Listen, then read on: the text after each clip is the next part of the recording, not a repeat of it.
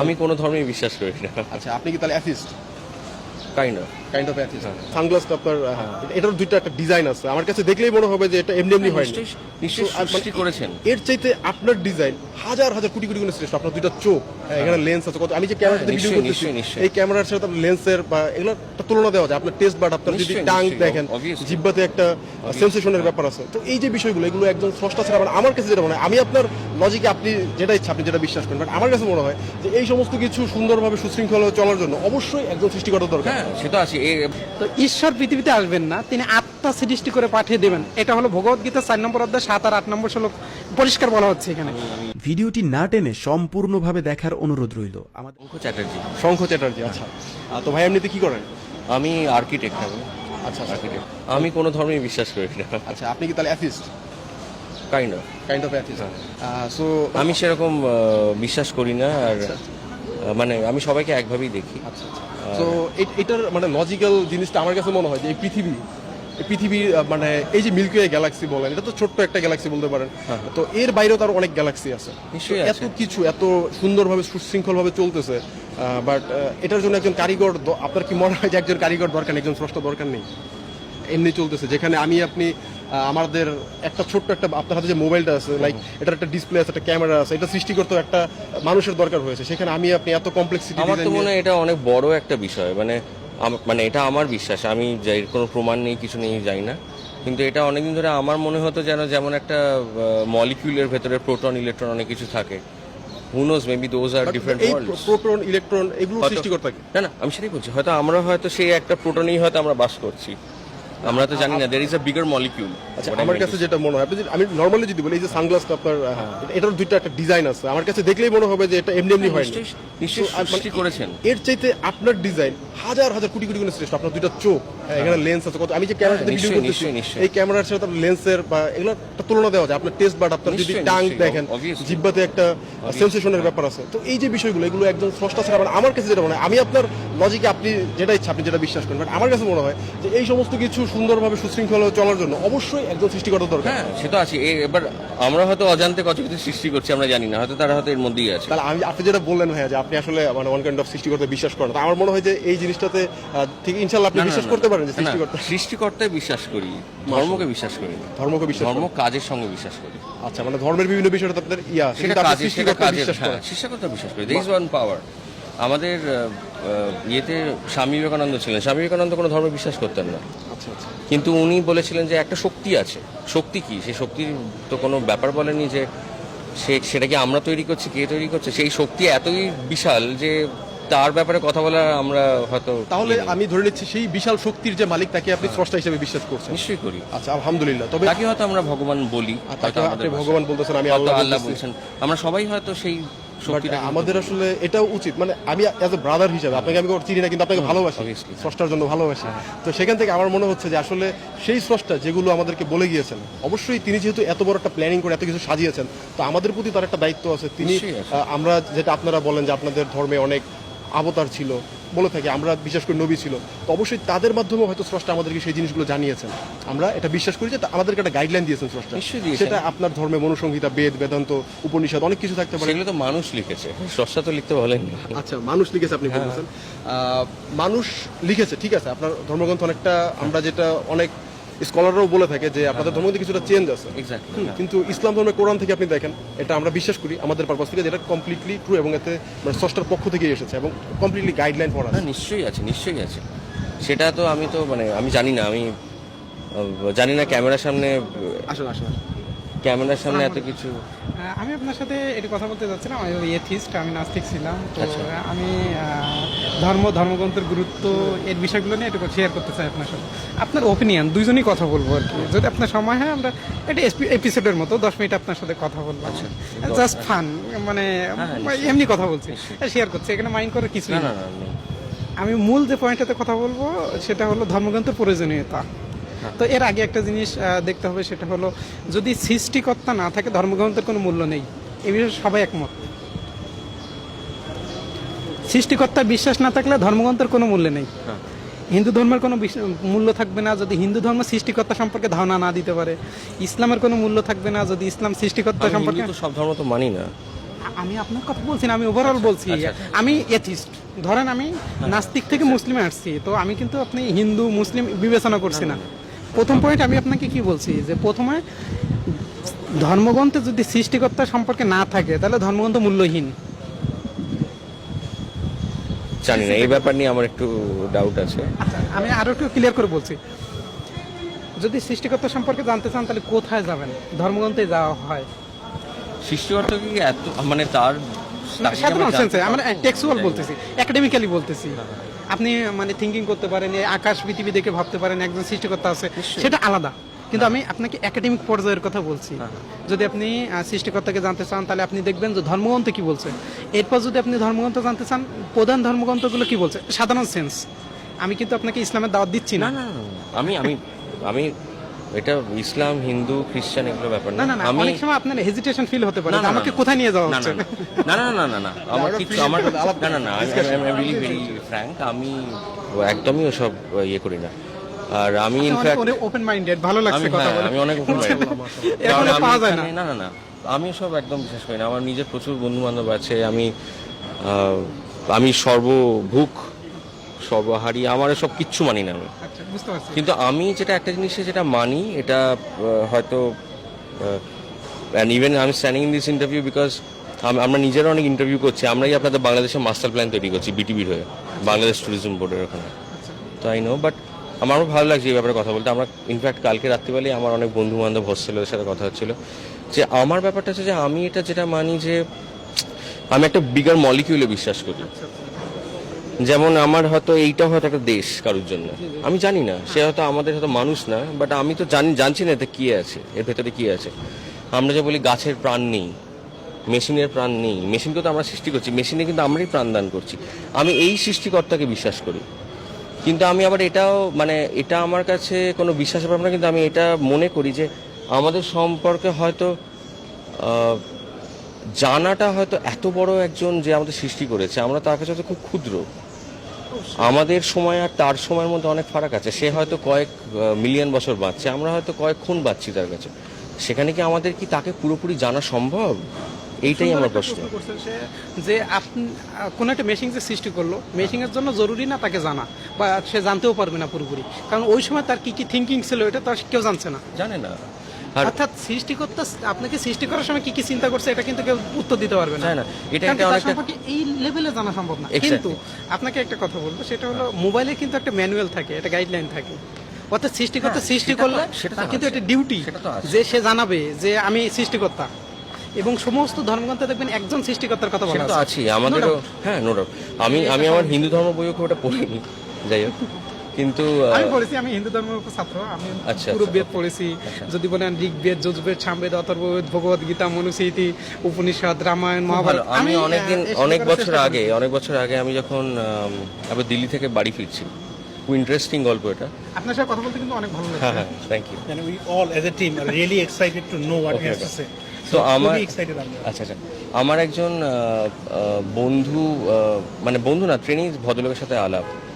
তা সেই ভদ্রলোক আস্তে আস্তে বাঙালি একজন ভদ্রলোক, উনি আমাকে বলতে বলতে হঠাৎ করে তিনি আমাকে বলছেন যে ধর্ম নিয়ে কথা বলছেন। তিনি ইঞ্জিনিয়ার কিন্তু। তা আমি তখন কথা বলতে বলতে তার সাথে খুব ভালো লাগলো কথা বলে। তখন তিনি আমাকে একটা কথা বলেছে, আমি পড়িনি কিন্তু, সিরিয়াসলি আমি একটা বেদও পড়িনি, কিছুই পড়িনি আমি। কিন্তু তিনি আমাকে বলেছিলেন যে বেদ, গীতা, কোরআন এর মধ্যে নাকি অদ্ভুত একটা মিল আছে, যেটা ওরা বলেছিলেন, আমি জানি না। ইভেন ওরা নাকি এটাও বলতেন যে এই যে খাবার যে আমরা যেভাবে খাই না খাই, মানে উনি সব অনেক কথা বলছেন। আমরা যেমন হয়তো বিফ খাই না, আপনারা হয়তো শুকরের মাংস হয়তো খাই না। খান না। তা উনি খুব ইন্টারেস্টিং একটা কথা বলেছেন যে এই ব্যাপারগুলো হয়েছে সম্পূর্ণ আমরা কোথায় থাকি, রিজিনাল অ্যাকোমোডেশনের উপর। আমি নিজে আরবান ডিজাইনার, আমি শহরে ডিজাইন করি, আমি জানি এই ব্যাপারগুলো। বিভিন্ন জায়গায় বিভিন্ন ক্লাইমেট অনুযায়ী, ইভেন একটা পাহাড়ের একটা দিক হয়তো একটা দিক দিয়ে হাওয়া বইছে, আরেকটা দিকে হয়তো রোদ ছায়া বসেছে, দুটো কালচারের মধ্যে আকাশ পাতাল ডিফারেন্ট, অথচ একটা পাহাড়ের এদিক ওদিক। তা আমাকে বলেছিলেন যে তা এই যে খাবার দাবার ব্যাপারগুলো অনেকটা সেরকম। ইনফ্যাক্ট আমরা যে ক্লাইমেটিক রিজনে থাকি, সেইখানে যদি আমরা যে রেড মিট খাই, মানে আমরা যে মাটন খাই, that is actually very harmful for us, কারণ আমরা সেটা ডাইজেস্ট করতে পারি না। তাই জন্য নাকি আমাদের লাইফ স্প্যান এগুলো অনেকটা এফেক্ট হয়, অ্যাভারেজ লাইফ স্প্যান এগুলো। তো আমার খুব ভালো লেগেছিল ওর সাথে কথা বলে। তা উনি তখন একসময় আমাকে বলেন যে তা আমি বলেছিলাম যে আপনি কি ধরনের বই পড়েছেন? বলছে আমি সব পড়েছি, বেদ পড়েছি, ইভেন বেদে এরকমও লেখা আছে যে সাধু সন্ন্যাসীরা তারা নাকি, এটা ওনার কথা, তারা নাকি মাংসও খেতেন গরুর মাংস খেতে হয়, এটা বেদে উল্লেখ করা আছে। এক্স্যাক্টলি ঋগ্বেদের 10 নম্বর ক্যালোরির অধ্যায়, জন্য। 86 নম্বর সূক্তের আপনার 13 এবং 14 নম্বর শ্লোকে আছে। আমি জানি না, আমি জানি। I don't confirm the source, but উনি বলেন এই কথাটা তারপরে মেষ, এক্স্যাক্টলি। তারপরে আপনার ছাগল, আরো অনেক কিছু। সেই সময় থেকে আমার খুব মনে হয়, আর মানে উনি খুব সায়েন্টিফিক কথা বলেছিলেন আমাকে। আচ্ছা, আপনার বিষয়গুলো আমরা বুঝতে পারছি যে খাবার আলহামদুলিল্লাহ, দাবার আমি কিছু পয়েন্ট একটু ক্লিয়ার করতে চাচ্ছি। সেটা হলো, যদি দেখেন যে আপনি সৃষ্টিকর্তা, তার সম্পর্কে আমাদের চিন্তা করা উচিত। এবং আপনি যে ধর্মের হন না কেন, আপনার উচিত সৃষ্টিকর্তার কাছেই দোয়া করা, যে সে যেন আপনাকে হিদায়াত দেয় বা সত্য জিনিসটা জানায়। আপনি সে মানে ভগবান হতে পারে, ঈশ্বর হতে পারে, আল্লাহ হতে পারে, সে যেই থাকুক, আমরা জানি না। আমাদের উচিত তার কাছে দোয়া করা, মানে প্রার্থনা করা। দোয়া মানে তো বুঝেন, তার কাছে চাওয়া যে সে যেন আপনাকে সত্য জিনিসটা দেখায়, সত্য পথ দেখায়। আমি আপনাকে কিন্তু মুসলিম হতে বলছি না, আমি আপনাকে হিন্দু হতে বলছি না, খ্রিস্টান হতে বলছি না। আমি কেন বলছি যে অনেক ক্ষেত্রে একজন ব্যক্তি মনে করতে পারে মানে মুখে দাড়ি, মাথায় টুপি, পাঞ্জাবি পরা, এই ব্যক্তি হয়তো ইসলামের সেটা ক্লিয়ার করার জন্যই নিয়ে যাওয়া। আমি এখন নিরপেক্ষ ভাবে আমি খুব নিরপেক্ষ। ওকে, আর নিরপেক্ষ ভাবে গলায় যে মালাটা পরে আছি, এটা আমি পড়েছি বিকজ আমার এই 10 জানুয়ারিতে আমার বাবা মারা গেছে। তা আমি সেই অবস্থায় চাকরি করতে এসেছি এখানে। তা আমি যখন আমাকে ন্যাড়া হতে বলা হয়, আমাদের হাতে হিন্দু ধর্ম, আমি জানি। হ্যাঁ, কিন্তু আমি মানি না, সব মানতাম না। কারণ আমার বাবার আমি কাজও করেছি মঠে, কারণ সেখানে তারা মঠে কি জানেন তো, সাধু সন্ন্যাসীরা গান করে, হার্ডকোর কোনো রুল নেই ওদের। কিন্তু কারণ সেই সময়টা আমার আর নিজের মায়ের খুব থাকা, কারণ আমরা বাবাকে সবসময় সামনে জীবিত দেখেছি। কখনো কখনো মনে হয় রিচুয়াল, যেটা আমাদের হিন্দু ধর্মের মনে খুব ব্রুটাল আমার মনে হয়েছিল। এটা please don't take this in account, কারণ আমি খুব ওপেন মাইন্ডেড বলে বলছি। এটা সব ধর্মের কিছু না কিছু এরকম ব্যাপার আছে আমার মনে হয়েছে, কিন্তু ব্যাপারটা হচ্ছে যে আমি পড়তে চাইনি। তখন আমাকে বলে যে না, তোমাকে এটা হিন্দু ধর্মে করতে হয়। তখন আমি বলেছিলাম যে আমার বাবা যতদিন বেঁচে ছিলেন ততদিন তার কাছে থেকেছি, লাস্ট মোমেন্ট পর্যন্ত দেখেছি, সেটাই আমার সব, সেটাই আমার ধর্ম, আমার কাছে সেটা ধর্ম, আমার বাবার কাছে থাকা। আমি হিন্দু, গলায় পৈতে পড়ছি, গলায় মালা পড়ছি, বিদেশে চাকরি করছি, অথচ বাবার পাশে নেই, সেটা আমার ধর্ম না।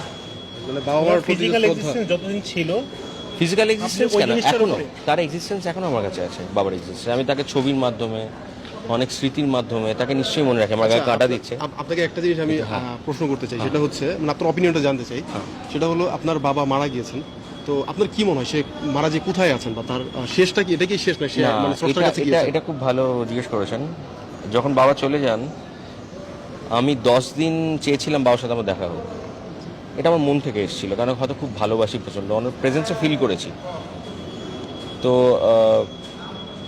ভয় পেতাম না, যে মনে হতো হয়তো বাবা যদি আসে, এই সময় তো হয়তো বাড়ি অ্যাপার্টমেন্টে অন্য কেউ চলে গেলে খুব ভয় হতো, কি আসবে, কে আসবে না আসবে, এটা হয় মানুষের একটা। কিন্তু সেই ব্যাপারটা আমার ভয় হতো না, আমার মনে হতো দেখা করি। কিন্তু আবার একটা সময় হঠাৎ করে রিয়েলাইজ করতে, কি করে আসবেন ফেরত। তা আমি এটা জানেন তো, এটা খুব একটা confuse state, not confuse state, because আমার মনে হয় এইসব সময় যখন আমরা হয়তো খুব ইমোশনাল হয়ে যায়, ইমোশনাল বা কোনো একটা বিপদে আছি, সেখানে আমরা হয়তো রিয়ালিটি আর কখনো কখনো তখন মনে হয় হয়তো ভগবানকে ডাকি। আচ্ছা আচ্ছা, মানে ওই মুহূর্তে মানে মনে হয় যে একজন তো আছে হয়তো, এক্স্যাক্টলি, তাকে ডাকি। তো এটা হয়। যেমন আমি হয়তো ভগবানে বিশ্বাস করি না, কিন্তু সাইম ভাই যে কথাটা বলছেন, যে অবশ্যই আমাদের সৃষ্টিকর্তার কাছে দোয়া করা উচিত, এবং এটার একদম 100% পরীক্ষিত, মানে বলতে পারেন যেটা একদম প্রুফ আমার দ্বারা। আমি এক্স হিন্দু, আমি আগে হিন্দু ছিলাম, আমি বাইবর্ন হিন্দু, এখন আমি মুসলিম। আমার বুদ্ধি আল্লাহ তাআলা দিয়েছেন, সে আল্লাহ বুদ্ধির মাধ্যমে আমি মানে হিন্দু থেকে মুসলিম হয়েছি। যখন আমি মানে এটা বলার কারণ একটা কারণ, যে যখন আমি সকল ধর্মের উপরে মানে কিছু পড়াশোনা করেছিলাম সেই সময়টায়, 2017-র কথা, জাস্ট আমি একটা সময় অ্যাথিস্টের মতো হয়ে গেছিলাম, যে না, মনে হয় কোনো ধর্ম নাই, জাস্ট সৃষ্টিকর্তা আছে একটা না একটা, মানে সব ঠিক আছে। তো তৎক্ষণে মনে হলো যে না, আমার যদি সৃষ্টিকর্তা থেকে থাকে, তাহলে সে আমাকে অবশ্যই পথ দেখাবেন। আমি মনে করি সে আমাকে পথ দেখাবেন, কারণ প্রত্যেক যে সৃষ্টিকর্তা পথ দেখাবেন, তাই যদি সৃষ্টিকর্তা থেকে থাকে, সে আমাকে পথ দেখাবে। এরকম আমি প্রায় হয়তো 2-3 মাস দোয়া করেছিলাম। কার কাছে দোয়া করেছিলাম সেটা এখন বুঝতেছি, কার কাছে দোয়া করেছিলাম। তো সেক্ষেত্রে আমি এই দোয়াটাই করেছিলাম, জাস্ট সাইম ভাই বললো, জাস্ট অ্যাড করলাম যে এই দোয়াটাই করছিলাম, যে তুমি যদি থেকে থাকো, তুমি যদি সত্য হও, আমাকে সঠিক পথটা দেখো, আমি জানতে চাই সঠিক কোনটা। তো সেটা জানার পর আমাকে যদি সব কিছু ছেড়ে দিতে হয়, আমি ছেড়ে দেবো। তো সাডেন একটা টাইমে আমার কাছে একটা টাইপ একটা মাধ্যমে আমার কাছে একটা মেসেজ আছে, যে মেসেজটা আমি বুঝতে পারি যেটা কোনটা সত্য। সেটা আপনি বুঝতে পারছিলেন যে সেটা মানে ন্যাচারাল কিছু না, মানে ন্যাচারাল না, সেটা একটা অলৌকিক একটা ক্ষমতা বা অলৌকিক কোনো কিছু আমার সাথে ঘটেছে, যেটা আমি বুঝতে পারছি যে ইসলামটাই আমার কাছে সত্য, তুলে ধরা হয়েছে আমার সামনে। এবং এটা আমার আপন বড় ভাইয়ের সাথেও ঘটছে এই বিষয়টা, এবং কিছুদিন আগে আমার বোনের সাথে ব্যাপারটা ঘটছে। আলহামদুলিল্লাহ তারা হয়তো খুব শীঘ্রই তারা আল্লাহর ইচ্ছা হয়তো হেদায়েতের So, আমার ভাইয়ের কাছে একটা রিকোয়েস্ট, সেটা হচ্ছে ভাই যে বিশ্বাসী হোক সেটা তার, আমরা তার বিশ্বাস সে তার মতো করবে। তবে আমার যেটা ভাই ফার্স্টেই বললেন যে সৃষ্টিকর্তার সময় আপনার ওই বিষয়ে তেমন একটা আইডিয়া নাই, বা হচ্ছে সেই বিষয়ে আপনি তেমন একটা পড়াশোনা বা করতেছেন না, বাট আমার কাছে মনে হয় যে আপনি পৃথিবীতে বর্তমানে বেঁচে আছেন, 100 বছর আগে ছিলেন না, 100 বছর পরে থাকবেন না, এটাই true. But in the meantime আপনি পৃথিবীতে আছেন, অবশ্যই এটার একটা উদ্দেশ্য আছে। আমি যেমন এই ফোনটা বানিয়ে কথা বলার একটা উদ্দেশ্য থাকে, সৃষ্টিকর্তা যেটা আপনি বলেন একজন সুপার পাওয়ারফুল একজন আছে, সে যদি আপনাকে পৃথিবীতে পাঠিয়ে থাকে অবশ্যই তার একটা উদ্দেশ্য আছে, এবং সেই উদ্দেশ্যটা কি সেটা পবিত্র কোরআনে আল্লাহ তাআলা বলে দিয়েছেন যে আমি জিন এবং মানুষকে সৃষ্টি করেছি শুধুমাত্র আমার ইবাদতের জন্য, মানে তার ইবাদত, তার বন্দিকির জন্য। যজুবেদের 1 নম্বর অধ্যায় 6 নম্বর শ্লোকে একই কথা বলা আছে যে তুমি জানো কে তোমাকে সৃষ্টি করেছে এবং কেন সৃষ্টি করেছে। মানে যজুবেদের আপনি 1 নম্বর অধ্যায় যদি 6 নম্বর শ্লোক মন্ত্র পড়েন, সেখানে পরিষ্কার কথাগুলো বলা আছে। আপনি বললেন না ধর্মগত অনেক মিল আছে, এই জিনিসগুলো সম্পূর্ণ মিল আছে। আমার ধর্মগত আপনাকে মিথ্যা বলতে নিষেধ করে, কাম করো লারসা, এগুলো নরকের দ্বার, এই সব ধর্মগত এই কথাগুলো একই, বুঝতে পারছেন? না হ্যাঁ, সেটা বুঝতে পারছি, সেটা অবভিয়াসলি আমি এটা নিয়ে আমার একজন দাদার সাথে কথা হয়েছিল ওখানে, তো তিনি খুব ভালো করে আমাকে বুঝিয়েছিলেন এবং প্রায় কথা হয় আলোচনা।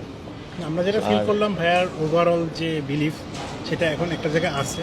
অলদো আমার মনে হয় আপনার ধর্ম গ্রন্থগুলো নিয়ে যে এই মিল এবং অমিল, এই জায়গা থেকে আপনার কিছু কনফিউশন রয়ে গেছে, এবং হয়তো আমরা আরো দীর্ঘ আলোচনা করলেও এই কনফিউশনটা কখনো ক্লিয়ার হবে না যদি মন থেকে জিনিসটা না আসে। Obviously we can put so many information online, মানে এখন যুগটা এরকমই যে আপনি চাইলে ইনফরমেশন কিন্তু আপনার হাতের কাছেই। দর্শকরা আমরা যারা দেখতেছেন, ভাইয়ার প্রত্যেকটা কথা কিন্তু তার পার্সোনাল এক্সপিরিয়েন্স থেকে বলতেছে। হ্যাঁ, হোয়াটএভার ইউ হ্যাভ সিন, আমি এটা খুব মনে করি, কারণ আমি দেখেছি যে বাড়িতে 10টা বাচ্চা শাশুড়িও কিছু ভালো হয় না, আর but it was only me, যখন ছিল তখন একা, হয়তো সেখান থেকে হয়তো এবার আমার এটা খুব একটা বিশ্বাসে একটা প্রবলেমে পড়েছি, 9 সাল থেকে বেরোতে পারবো না, থেকে যাবো। তো বেরোবার জন্য যে শক্তিটা সেটা নিজের হয়, আর তখন আমরা হয়তো কিছুর উপর একটা ফেথ রাখি। 1-2বার না হলেও হয়তো আমি হয়তো বলেছি তখন ভগবান বার করে দাও, even though if I don't believe, এটা চলে আসে। তা হ্যাঁ, নিশ্চয় আমি আমার বলার বক্তব্যটা হচ্ছে কেউ তো একজন আছেই, কিন্তু সে এতটাই বড়, সে এতটাই মানে তার আকার এতটা বড়। আমি যেমন একটা বাড়ির সামনে গিয়ে যদি আমাকে বিরাট আকারে যদি একটা বাড়ি হয়, তার সামনে দাঁড়িয়ে আমি ওপর দিকে তাকালেও সে দেখতে পাবো না শেষ। তা আমার মনে হয় সেই সৃষ্টিকর্তা তেমনই, যে তাকে মানে আমাদের সময় আর তার সময় থাকাটা, সে তো আমাদের কোটি কোটি লোক আমি আপনাকে আরো একটা রেফারেন্স দেব, এবং আপনার সহযোগিতার জন্য আপনি যে কথা বলছেন এটার উল্লেখ করা আছে ঋগ্বেদের 10 নম্বর গ্রন্থের 31 নম্বর সূক্তের। এটা কিন্তু আমি অজান্তে বলছি। হ্যাঁ 10 নম্বর মানে 10 নম্বর মণ্ডলের 31 নম্বর সূক্তের 8 নম্বর মন্ত্রে, যে ঈশ্বর তিনি আকাশের উপরে থাকেন, তিনি অন্ন দান করেন। মানে আমরা যে বলি সর্বত্র বিরাজমান, এটা ঠিক না, এটা বেদের বিরুদ্ধে, এবং বেদ বলছে, এটা আপনার ধর্মগ্রন্থ বলছে। এবং আমি মিলগুলো বলতেছি, কারণ ইসলামও বলে আল্লাহ সর্বত্র বিরাজমান না, আকাশের উপরে। এটা সূরা তোহা 20 নম্বর সূরা 5 নম্বর আয়াত। তো আমি একদম শেষ পর্যায়ে 2টা পয়েন্ট একটু বলতে চাই, আপনাকে একটু মনোযোগ দিয়ে শুনবেন। 1 নম্বর পয়েন্ট হলো যে সর্বশেষ যে বিষয়টা আপনাকে একটু ভুল ধারণা দূর করবো, ভগবদ্গীতার 4 নম্বর অধ্যায়ের 7 এবং 8 নম্বর শ্লোকে বলা আছে যে যদা যদা হি ধর্মস্য গ্লানি ভবতি ভারত পরিত্রাণায় সাধনম বিনাশায় দুষ্কৃতম। এখানে বলা হয় আত্মা, বুঝছেন? এখানে বলা হয় মহাত্মা, মানে এখানে আছে আত্মা, কিন্তু বলা হয় মহাত্মা। আর মহাত্মা মানে ঈশ্বরের আত্মা, আর আত্মা মানে সৃষ্টি করে যাকে পাঠানো হয়। তো ঈশ্বর পৃথিবীতে আসবেন না, তিনি আত্মা সৃষ্টি করে পাঠিয়ে দেবেন। এটা হলো ভগবদ্গীতা 4 নম্বর অধ্যায় 7 আর 8 নম্বর শ্লোক পরিষ্কার বলা হচ্ছে এখানে। আপনি জানবেন, আপনি স্টাডি করবেন, এটা আমি বললে আপনি বিশ্বাস করবেন কেন? আমরা জানি লক্ষ লক্ষ হিন্দুরা এটাই বিশ্বাস করে, কিন্তু এই বিশ্বাস ভুল। আমি আপনার বলছি, আপনি বাসায় গিয়ে চেক করবেন। তো এরপরে যে পয়েন্টটা, সেটা হলো যে আমরা মৃত্যুবরণ করব। মৃত্যুবরণ করার পরে যদি কোনো জগৎ না থাকে, তাহলে আপনার এই মোরালিটির স্ট্যান্ডার্ড সেট করা যায় না। মোরালিটি স্ট্যান্ডার্ড বলতে মানে আপনি পৃথিবীতে একটা ভালো কাজ কেন করবেন, আপনি খারাপ কাজ কেন করবেন না, আমি কিন্তু হয়তো আপনার পাঞ্জাবি আর এই ড্রেস পরে আমার বলছি ভিন্ন রকম মনে হতে পারে। আমি খুব ফিলোসফিক্যাল কথা বলতে পছন্দ করি, খুব সাইন্টিফিক্যাল কথা বলতে পছন্দ করি, আর আমি সেখান থেকে উঠে আসা, বুঝতে পারছেন?